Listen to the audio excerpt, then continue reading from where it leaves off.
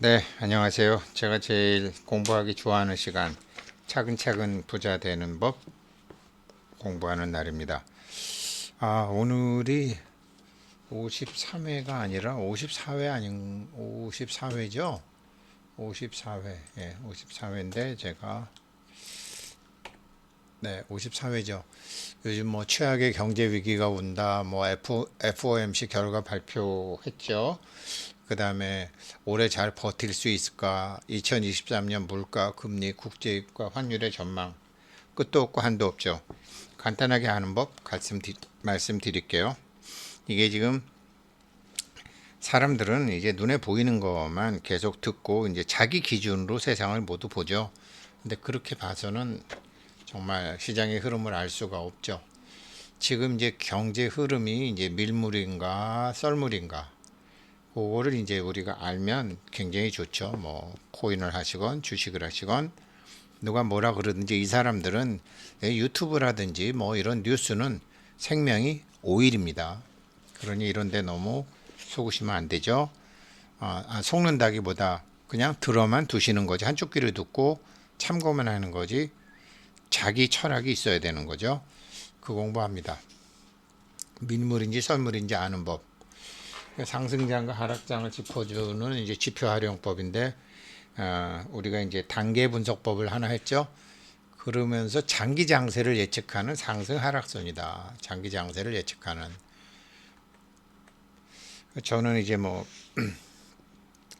이게 제일 중요합니다. 이런 지표인데요.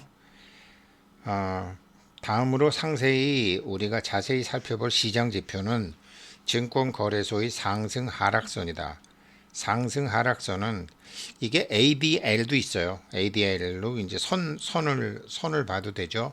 지표를 보면 ADL로 있는데 이 ADL 상승 하락선은 어느 날의 상승 종목 수와 하락 종목 수의 차이를 뜻한다. 매일 상승 하락선을 따라가다 보면 시장의 흐름을 바르게 파악할 수 있다.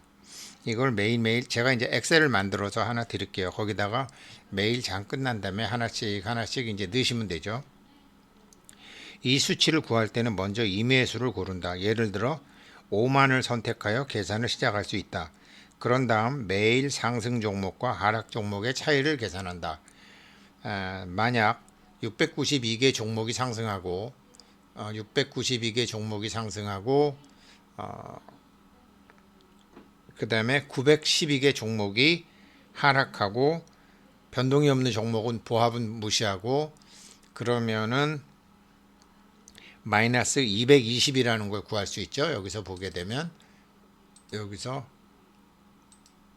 5만에서 이제 5만에서 692 더하고 912 빼면 마이너스 그러면 49,780이죠. 49,780이고 이 수를 당신이 고른 만약 그 다음날 증시에서 하락 종목이 상승 종목보다 많다면 그 차이를 전날에 구한 값에 하루하루 더해가면 된다.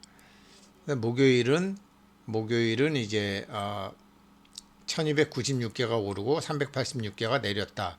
그러면은 여기서 어떻게 돼요? 포인트 옵션 펜으로 해서 이날이 49,780이면 여기서 이 차이를 하면은 얼마가 되나요? 플러스 910이죠.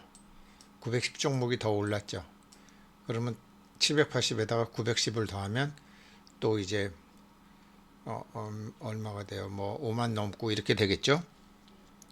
상승 하락선과 다우존스 지수가 각각 상승세에 있다면 걱정할 것은 없다. 그런데 증권시장이 심각한 조정 작업을 겪을 가능성은 없어 보이기 때문이다.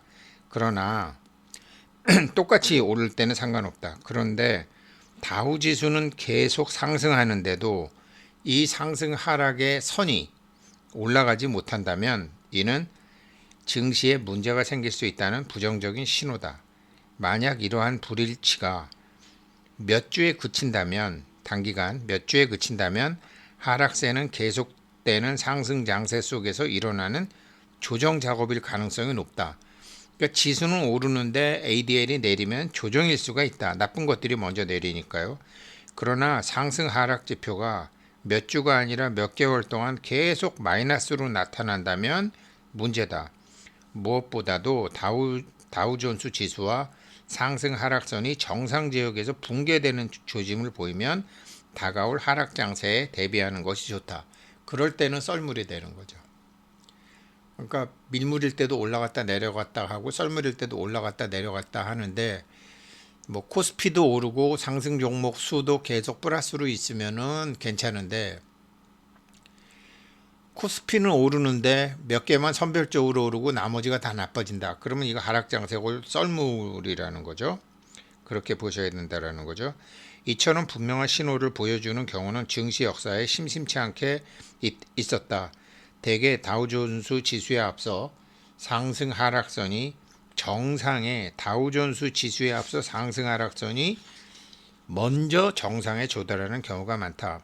이것은 불안해진 투자자들이 비주류 종목에서 빠져나와 가치가 확실한 블루칩 종목으로 몰리기 때문이다.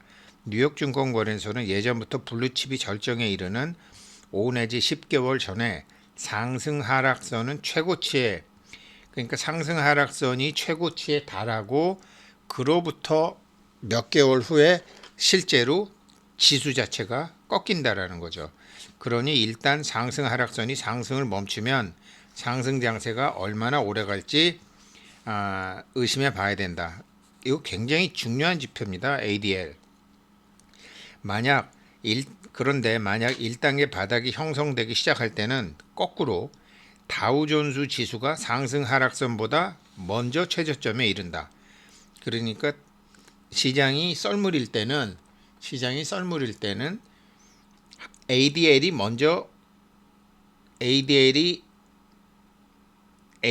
꺾이기 이전에 다우존스 지수가 그러니까 1단계 형성이 시작할 때는 다우존스 지수가 먼저 최저점에 이른다. 그래서 다우존스 지수가 상승 하락을 멈추고서도 상승 하락선은 계속 하락하는 양상을 보인다. 1단계 336페이지가 아주 중요합니다. 이처럼 1단계에서 나타나는 다우존스 지수와 상승 하락선의 불일치를 많은 증시 투자자들이 부정적 신호로 받아들이지만 장기적으로 보면 긍정적인 신호다. 그러니까 다우지수는 하락을 멈췄는데 ADL은 계속 하락한다. 종합주가 지수는 하락을 멈췄는데 ADL은 계속 하락한다. 이게 1단계의 특성이라는 거예요. 그런데 다른 사람과 달리 이거를 긍정적인 신호로 봐야 된다라는 거죠. 이것은 1단계는 긍정적 불일치라고 한다. 이러한 불일치 때문에 어떤 업종은 서서히 1단계 패턴을 형성해 가는 반면 그러니까 우리로 따지면 인공지능 같은 업종이라든가 이런 게 이제 1단계 패턴을 먼저 형성하는 거죠. 다른 업종은 아직도 하락하는 양상을 보인다.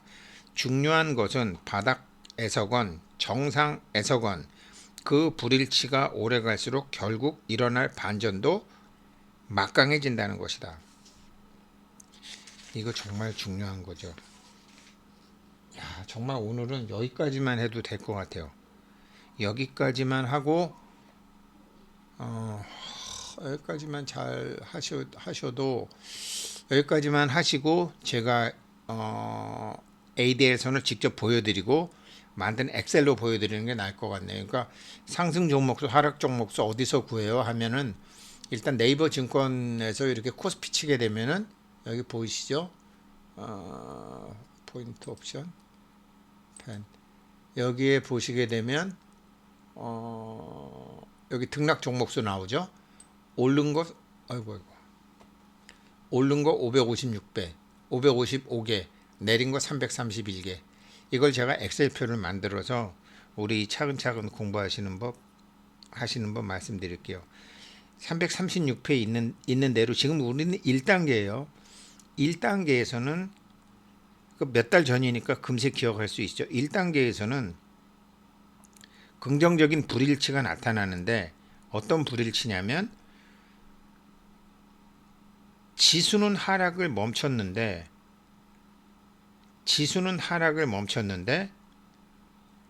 ADL은 계속 하락한다라는 거죠. 이게 긍정적이라는 거죠. 이거를 제가 표를 찾아갖고 준비해갖고 이거를 다시 한번 하고 하는 게 낫겠습니다. 오늘은 이거를 깊이 생각해 보시는 게 왜 그럴까? 갈아타기 때문이죠. 그걸 한번 생각해 보셨으면 좋겠습니다. 짧지만 여기까지 하는 게 훨씬 공부하시는 데 도움될 것 같아서 오늘 여기까지 하겠습니다. 고맙습니다.